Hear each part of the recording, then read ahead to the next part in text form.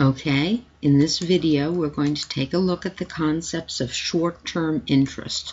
Short-term interest is when you have maturity of 1 year or less.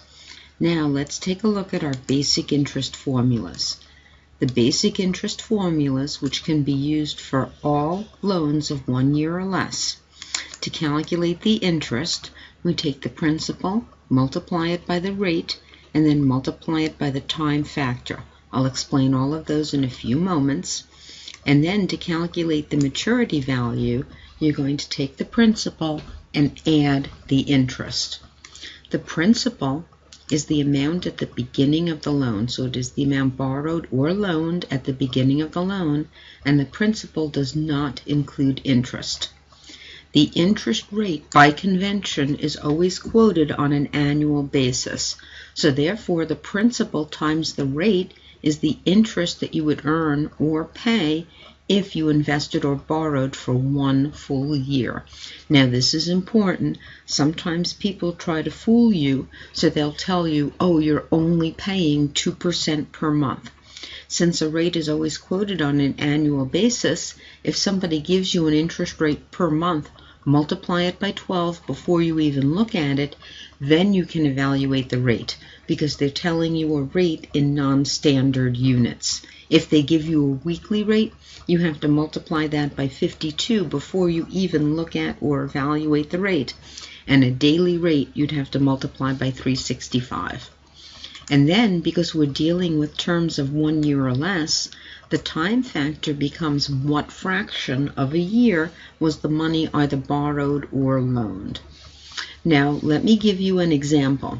Interest earned is the same thing as interest incurred or interest expense, because for every borrower there has to be a lender, and for every lender there has to be a borrower.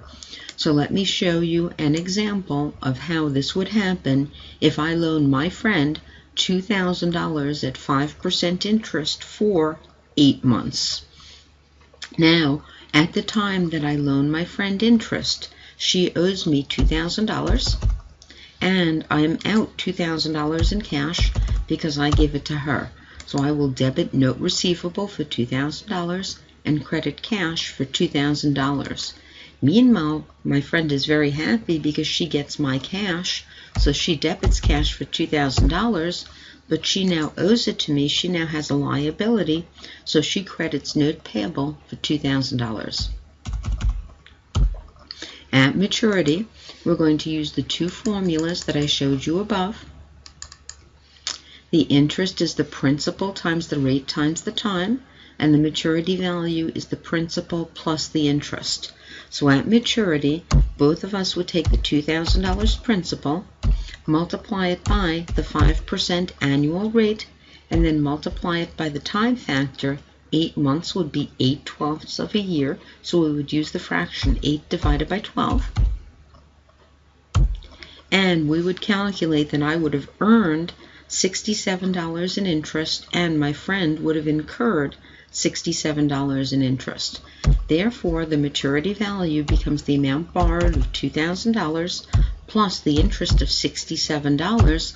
The maturity value of this loan is $2,067.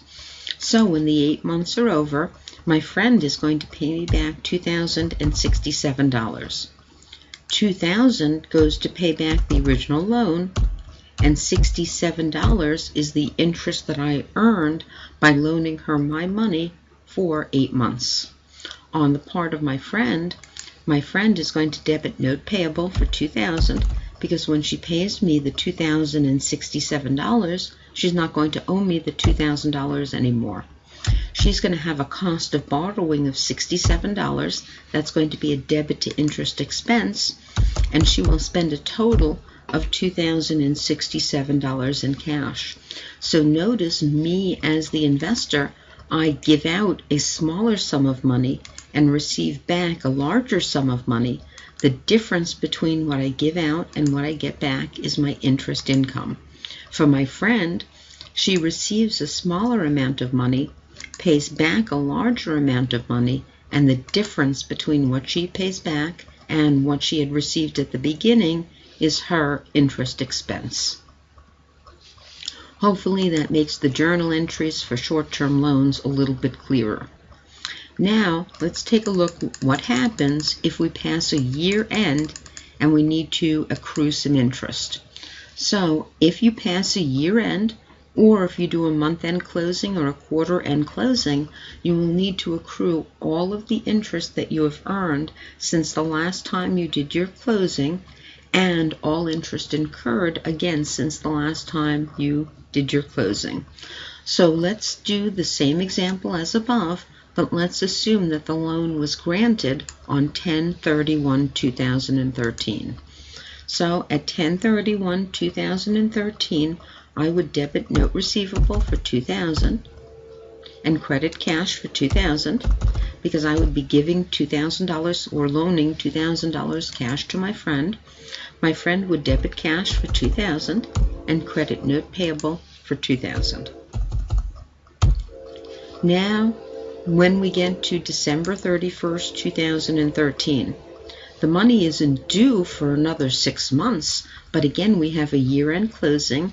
We're required to calculate all the interest earned and all the interest incurred up until that point. 2 months have passed between 10/31 and 12/31, and let's say my friend wanted to pay me back on 12/31, she would have to pay me only 2 months of interest, not the entire 8 months of interest. So at 12/31, I would take the $2,000, multiply it by the annual rate of 5%, but only multiply it by 2/12 because only 2 months of the loan have gone by already. In accounting, we only book things that have already happened. We never, ever, ever book things that are going to happen. And I get interest earned or interest accrued of $17. So for me, I have interest receivable of $17. Why? Because I had interest income of $17. My friend has to debit interest expense for $17 and credit interest payable for $17.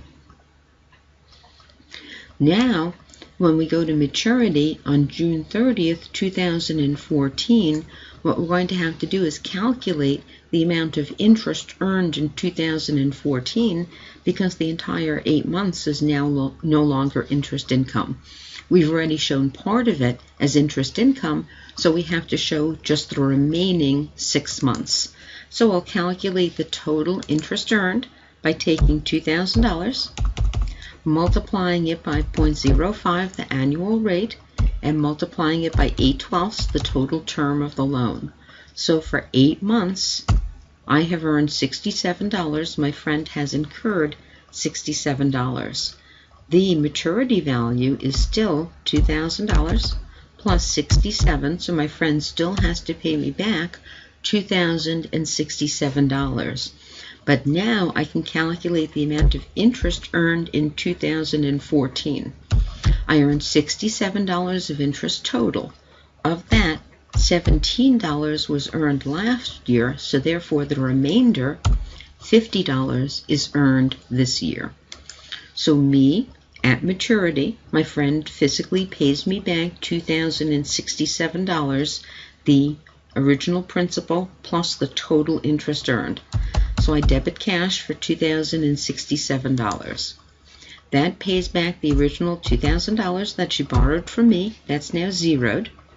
The interest receivable is now zeroed because when she pays me back the $2,067 cash, she pays me back the interest that she owes for last month or last year, and now I've earned $50 in interest revenue for the current year as calculated above.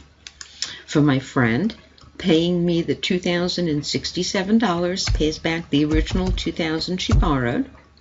She owes me $17 of interest from last year. She incurred $50 of interest expense this year, so the total she has to pay me back is $2,067, a credit to cash. So hopefully that helps a little bit with your interest accruals. You can also use reversing entries to make the journal entries a little bit easier in 2014, but we won't go through that in this tutorial. Now, let's talk about how to determine the time factor. So we're told that we have to take principal times rate times time. How do we know what fraction to use for the time factor? So if you're given months, just use the number of months divided by 12. So for example, in the above example, my friend borrowed money for 8 months, so we use the fraction 8/12 because there are 12 months in a year. If you are given days, most banks for short-term loans use 360 as the denominator. So for example, if I said that I wanted to borrow money from my friend for 90 days, I'd calculate the maturity value using the fraction 90 over 360. If you want, you could also use 365. So some of the problems will say to use the actual number of days. So a 90-day loan could use the fraction 90 over 365. If you look at the loan documents, they should talk about how interest is accrued. Now, let's see about calculating days for interest accruals. This is a little bit complicated. You can use one of several different bases. There are many different bases. This is not an exhaustive list, but some examples are 30 over 360, 30 over 365, actual 360, actual 365, or actual. So let's use a different example. So let's say I loan $5,000 on October 17th at a 6% interest rate. It's now December 31st. How much interest have I earned? How many days of interest have I earned? Well, with a 30 over 360 day basis, we just assume that every month has 30 days and every year has 360 days. So we'd start with the first month, which is a partial month. So on a 30 over 360 day basis, every month has 30 days. So we would assume that October has 30 days. Since the loan was taken out on October 17th, we have 17 days in October, the first from the 17th where we do not pay interest. So we take the 30 days total in October. I know it has 31 days, but this is a 30 over 360 basis, so we assume every month has 30 days. So October has 30 days total, minus the 17 days of no interest means we would accrue 13 days of interest in October. Then we would assume November has 30 days and December has 30 days.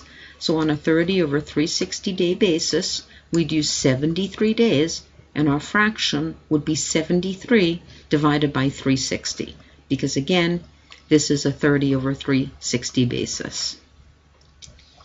We could use a 30 over 365 basis. Once again, with a 30 over 365 basis, we would assume every month has 30 days, but a year, has 365, not 360. So we do the same calculation above. We would assume that October has 30 days because the loan was taken out on the 17th. The 1st through the 17th, we don't have to pay interest. So we take the total days in the month minus the number of days of no interest. 30 minus 17 is 13 days in October. Then we assume that November and December each have 30 days. So we'd have a 73-day interest accrual. So with a 30 over 365 basis, our accrual would be 73 divided by 365. That would be the time factor. Now, we could use an actual over 360 basis. And again, we would just use one of these, and most banks use 30 over 360. So that's the most common one. With an actual over 360 basis, we use the actual number of days in each month, but assume a year has 360 days. So in October, we would no longer assume October has 30 days. October would actually have 31 days. We took out the loan on the 17th, so the 1st through the 17th would have no interest. So 31 minus 17 is 14 days in October. November actually has 30 days, and December actually has 31 days. We would have a 75-day accrual, and our fraction would be 75 over 360 with an actual over 360 basis. With an actual over 365, the same as before, we just use the fraction divided by 365. So October, we take the actual number of days and subtract 17, because again, we took out the loan on the 17th, 1st through the 17th, no interest. 14 days in October. November actually has 30 days. December actually has 31 days. 75 days in the current year. The accrual would be 75 over 365 with an actual over 365. And I won't demonstrate actual over actual, but if you were counting days in a leap year with an actual, you would use 366 in the denominator for a year with a leap year. Now, believe it or not, you can actually use Excel to calculate the actual number of days. Believe it or not, Excel stores dates as numbers, so you can actually do mathematical calculations with Excel. So, for example, let's say I wanted to calculate the actual number of days between October 17th and December, did I write 23rd? And December 31st, excuse me. So if I wanted to calculate the actual number of days between October 17th and December 31st, I put the 2 days in here. Excel recognizes them as dates. I take December 31st and subtract October 17th, and my answer becomes 75 days, which is the same number of days that we calculated above. So again, I just take the 1231 minus the 1017. Now originally my answer looked like a date because I said Excel stores dates as numbers, so all I had to do was tell Excel, nope, that actually was not a date, it really was a number. So I just changed the number formatting. Now you can actually calculate the maturity date of a loan. So I have a loan which originates on 10/17/2013 and has a term of 90 days. So I can tell Excel to take 10/17/2013 and add 90 days, and it can calculate that maturity date of January 15th, 2014.